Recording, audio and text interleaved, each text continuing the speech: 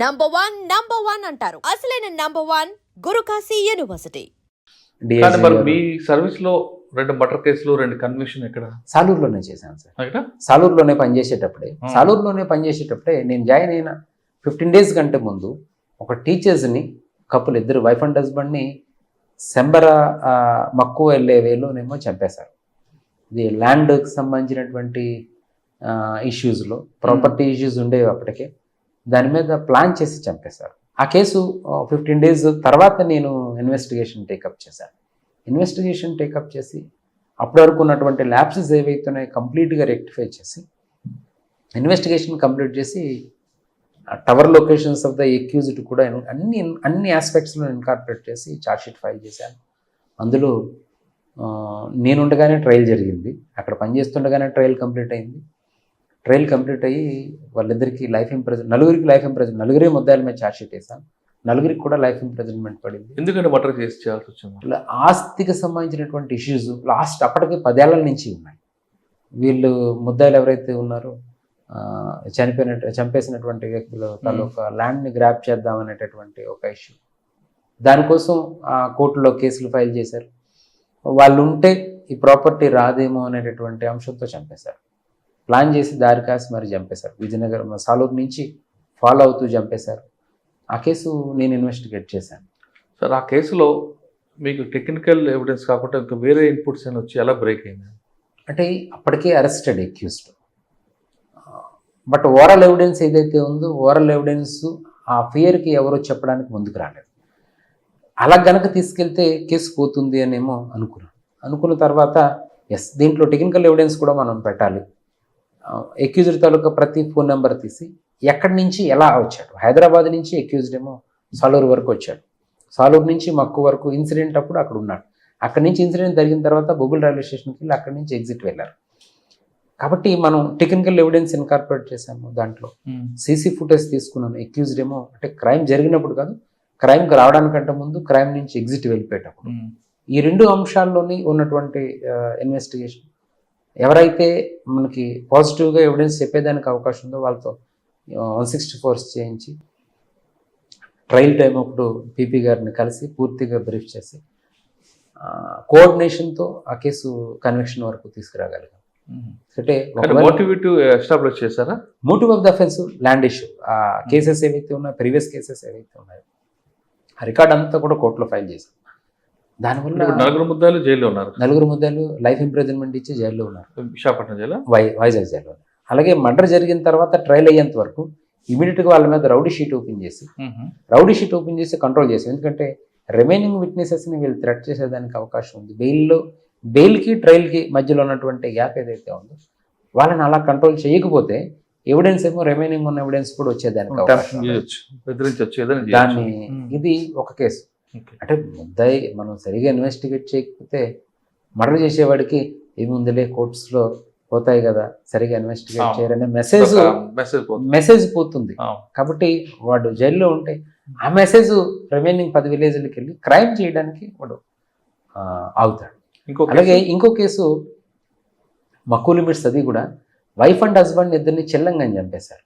Wife and husband చిల్లంగి అనేటటువంటి ఒక చిల్లంగి బారామతి చిల్లంగి అంటారు. చిల్లంగి అని చెప్పి ఆ మూఢనమ్మకంతో చంపేశారు. విలేజ్లో అరౌండ్ వాళ్ళని చంపేసింది 12 మంది కలిపి చంపేశారు. అరౌండ్ ఈవినింగ్ 6 నుంచి మొదలుపెట్టి వాళ్ళని కొట్టి గడ్డ దగ్గర వరకు తీసుకెళ్ళి చంపేసి కాల్ చేశారు. కాల్ చేసిన తర్వాత ఆ యాష్ కూడా మొత్తం 8లోకి వెళ్ళి పెట్టేశారు. డెడ్ బాడీస్ దొరకలేదు, ఆ బోన్ పీసెస్ తప్ప ఏం దొరకలేదు. ఈ ఇన్సిడెంట్లో ఒక అబ్బాయి వన్ ఆఫ్ ద ఎక్యూజ్డ్ కొడుకు కొత్తగా మొబైల్ కొనుక్కున్నాడు. ఆ వీడియోలోనేమో ఆ అబ్బాయి అన్నీ రికార్డ్ చేశాడు.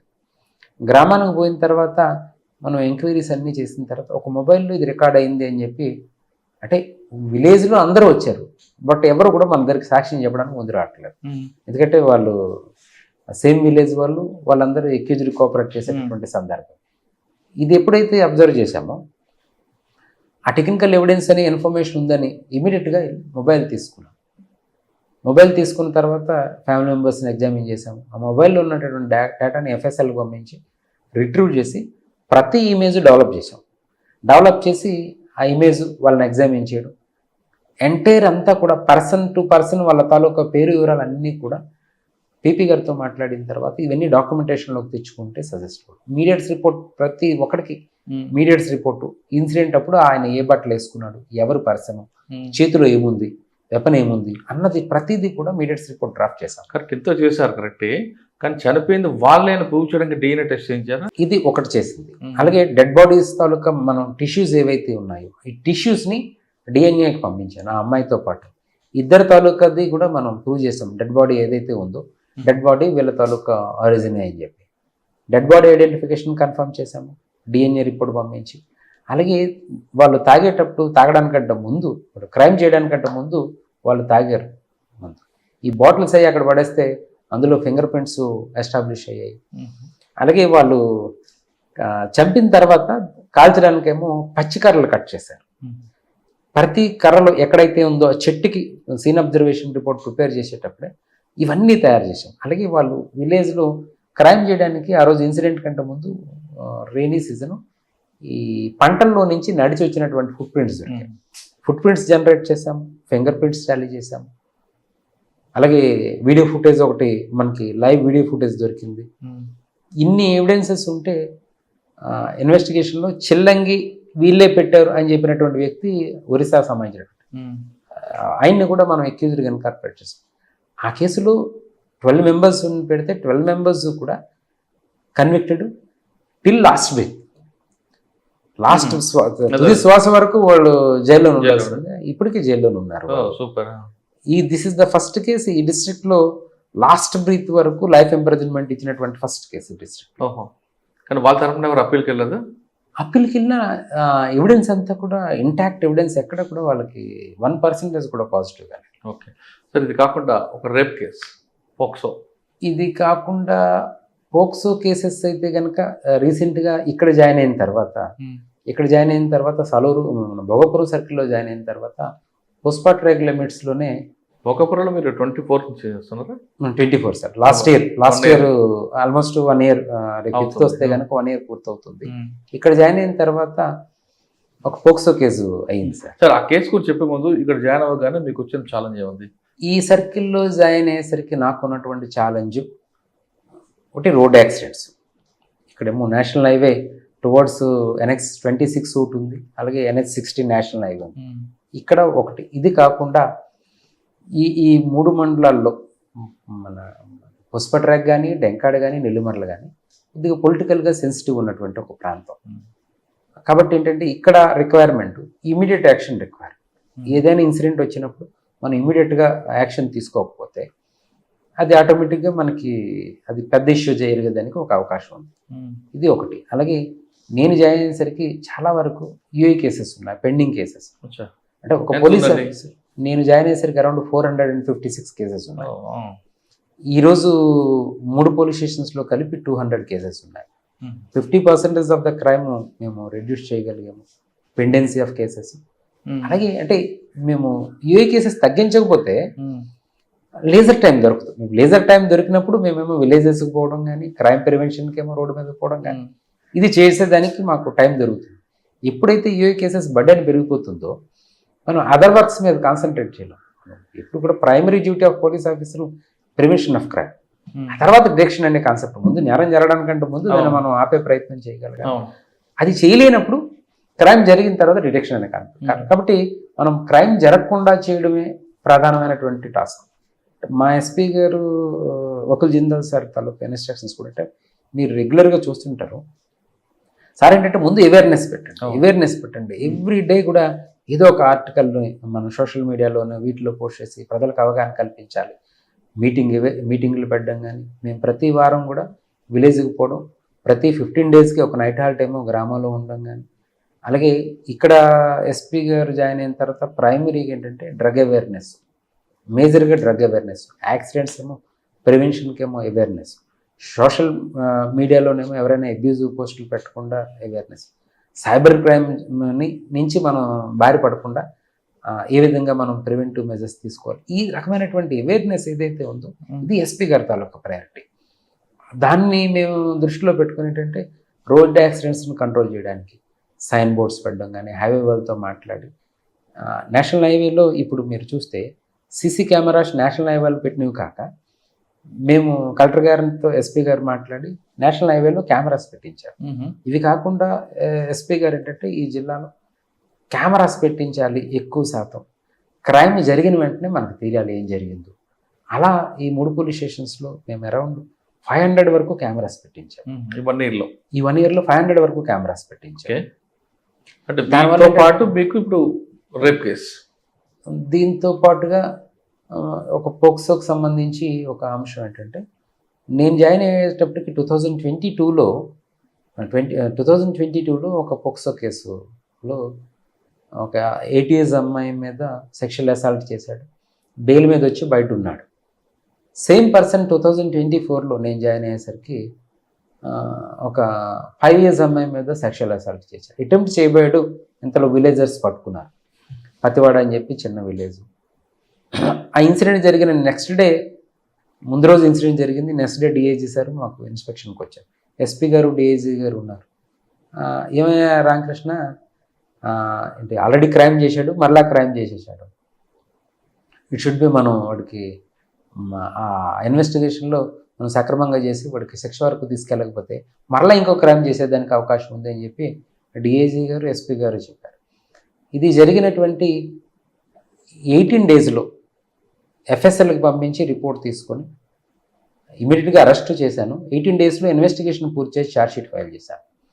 ఛార్జ్షీట్ ఫైల్ చేసి బెయిల్ పిటిషన్ మూవ్ చేస్తే బెయిల్ అపోజ్ చేసి ట్రయల్ కమెన్స్ చేయమని చెప్పి పిటిషన్ మూవ్ చేశాను. జైల్లో ఉండగానే ట్రయల్ కంప్లీట్ చేసేసి 87 daysలో ఎఫ్ఐఆర్ కట్టినటువంటి 87 daysలో అక్యూజ్డ్కి కన్విక్షన్ కూడా వచ్చింది. అది చాలా 10 years అయిపోయింది. 10 years అంటే ఇది అటెంప్ట్, రేప్ అటెంప్ట్. అది సార్ కన్విక్షన్ వచ్చింది, అంతవరకు బాగానే ఉంది. కానీ ఫస్ట్ ఆల్రెడీ చేశాడు, బయటకు వచ్చాడు, వాళ్ళు రెండోసారి చేశాడు.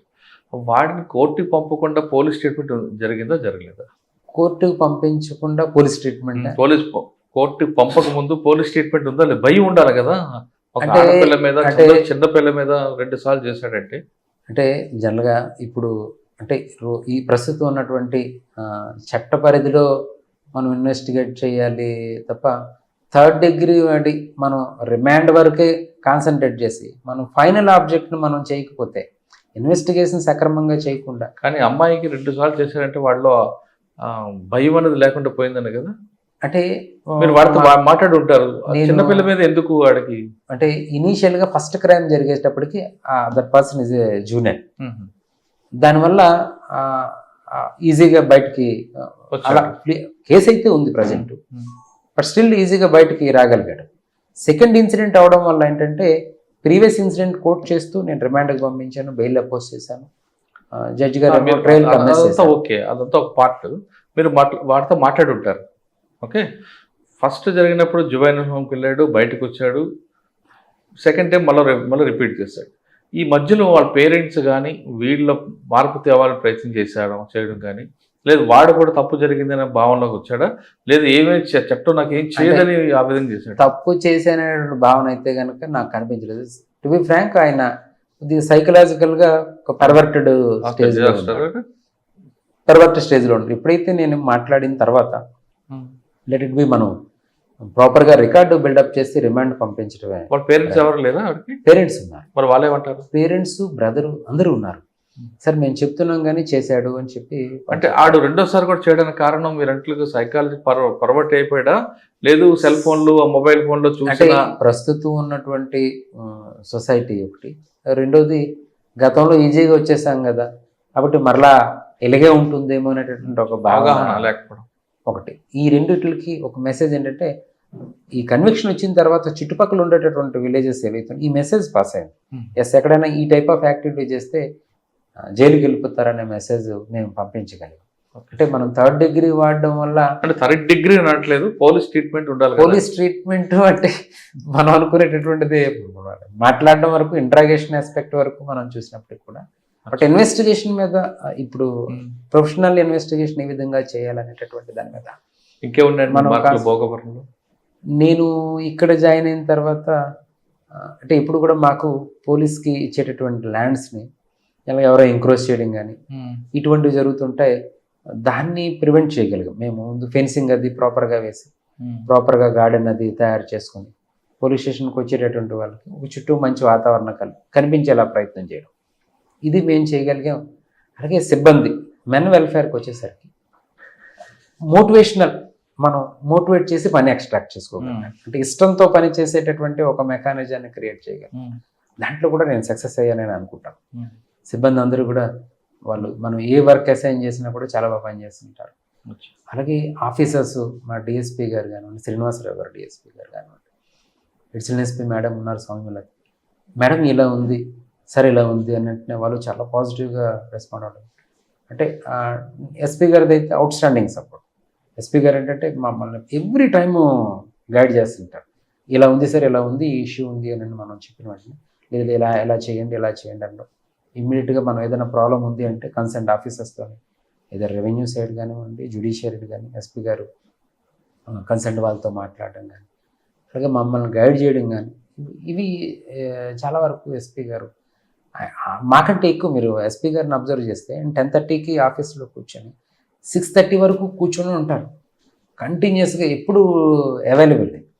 సరే ఇది ఆఫీస్ టైం అని అనుకుంటాం కదా, మీరు ఎప్పుడైనా సరే మనం ఆఫీస్ టైం దాటిపోయింది అని అనుకున్నా మీరు ఫోన్కి కూడా ఎనీ టైం ఫోన్కి అవైలబుల్ ఉంటారు. చాలా బాగా రెస్పాండ్ అవుతారు. ఒకవేళ ఫోన్ లిఫ్ట్ చేయకపోతే ఒక 10 నిమిషాల తర్వాత అయినా సరే వెంటనే కాల్ బ్యాక్ చేసి నేను ఇందాక ఫోన్ చేసి దాంట్లో అదర్ ఇష్యూస్లో ఉన్నాను. కాబట్టి నేను ఇక్కడ పనిచేసినటువంటి ప్రస్తుతం కూడా చాలా హ్యాపీగా, నేను పనిచేసిన ప్రతి ఆఫీసరు కూడా చాలా మంచి ఆఫీసర్స్ దగ్గర పనిచేశాను. ఇప్పుడు కూడా చాలా హ్యాపీగా అనిపిస్తుంది.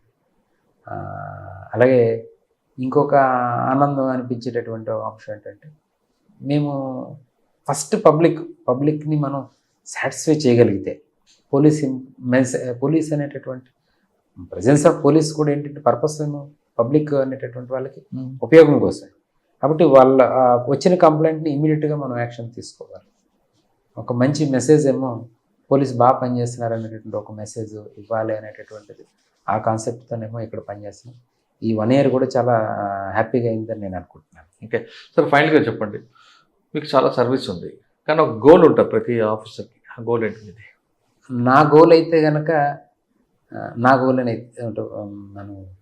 నేను ఇక్కడ కూర్చునే కదా, డిఎస్పీ అడిషనల్ ఎస్పీ అయినా సరే ఒక గోల్ రీచ్ అవ్వాలి. నా గోల్ అయితే కనుక మీకు చెప్తున్నాను కదా సార్, పోలీస్కి పబ్లిక్ ఏమి యాంటిసిపేట్ చేస్తున్నారో పోలీస్ అది చేయగలగాలి. అలా మనము ఒక మంచి ఇమేజ్ జనరేట్ చేసుకోగలగాలి. పలానా ఆఫీసర్ పనిచేసేటప్పుడు మేము చాలా హ్యాపీగా ఉన్నాము. నేను ఇప్పటికీ పనిచేసేటప్పటికి చాలామంది పబ్లిక్ వస్తుంది, సార్ మీరు పనిచేసేటప్పుడు పలానా ఆస్పెక్ట్ చేశారు. నా గోల్ అయితే కనుక ఫైనల్గా నేను పనిచేసినటువంటి ఎక్కడైతే పనిచేస్తానో అక్కడ ఎంతో కొంతేమో మనం పోలీస్ సైడ్ నుంచి ఏమి పబ్లిక్ ఎక్స్పెక్ట్ చేస్తున్నారో అది మనం చేయగలగాలి. అలా మంచి పేరు తెచ్చుకోవాలనేటటువంటి ఒక లక్ష్యం మాత్రమే నాకు. ఫైనల్గా రిటైర్ అయినా కూడా ఈ ఆస్పెక్టే ఉంది. కానీ మీరు అనుకున్నట్లుగా పబ్లిక్ అంచనాలు వేరేగా వెళ్తున్నాయి. పోలీస్ మీద అంచనాలు పెరిగిపోతున్నాయి. పోలీస్ అనగానే వాళ్ళకి చాలా ఆశలు అన్నీ కనిపిస్తుంటాయి. అవన్నీ రీచ్ అవ్వడం కష్టం. అంటే సాధ్యమైనంత వరకు ఒక ప్రయత్నం చేయడం సార్. అంటే మనకి 90% పిటిషనర్స్ చిన్న ఇష్యూస్కి మన దగ్గరికి వస్తారు సార్. ఒక 10%ని సాటిస్ఫై చేయడం అన్నది ఒక డిఫికల్టీ. ఈ 90%ని మనం అవైలబుల్ ఉంటే ఒక కంప్లైంట్ వచ్చింది, నేను లేనప్పుడు నాకంటే కింద సబార్డినేట్ ఎవరో ఒకరు వాళ్ళు చెప్పింది వినగలగాలి. వింటే సగం సాటిస్ఫై అయిపోతారు. మనం చేయడం అనేది సెకండరీ థింగ్. ముందు వింటే ఒక 50% సాటిస్ఫై అవుతారు. ఇమీడియట్గా మనం ఆ గ్రామానికి పంపించడం కానీ ఇల్లు ఏం జరిగిందో వెరిఫై చేయడం, జెన్యూన్గా జరిగితే కనుక మనం పిలిచి మాట్లాడితే ఎఫ్ఐఆర్ కంటే ముందే చాలా అంశాలు షార్ట్అవుట్ అవుతాయి. ఎక్స్పెక్టేషన్స్ పబ్లిక్ నుంచి కొన్ని ఉండొచ్చు, బట్ అది మనం రీచ్ అవ్వలేకపోయేదానికి కూడా అవకాశం. అంటే చాలా 24/7 ఏమో మా విలేజ్లో ఒక పోలీస్ పర్సన్ ఏమో తిరుగుతూ ఉండాలి అని అనుకుంటే మన దగ్గర ఉండేటటువంటి మ్యాన్ పవర్ ప్రతి విలేజ్కి పంపించేదానికి అవకాశం. And for more videos, Please subscribe to iDream. Please subscribe to iDream. Please subscribe iDream. And please subscribe to iDream. For more videos, subscribe to iDream. Please like, share, and subscribe to the channel. Congratulations, iDream. Subscribe to iDream. Subscribe to iDream. So subscribe to iDream Media. iDream team అందరికి huge congratulations. Please subscribe iDream Media. Please subscribe to iDream. Subscribe iDream. Please subscribe to iDream. I dream అంటే నా కళల ఛానల్ను subscribe చేసుకున్న నోరు తిరుగుతలేదు, మీరైతే గంట గుర్తు కొట్టండి. For more such videos, please subscribe to iDream. Subscribe to iDream. Please subscribe to iDream. Please subscribe iDream Media. Please do subscribe to iDream. Please subscribe to iDream Media. For best entertainment and information, please subscribe iDream. And don't forget to subscribe to iDream.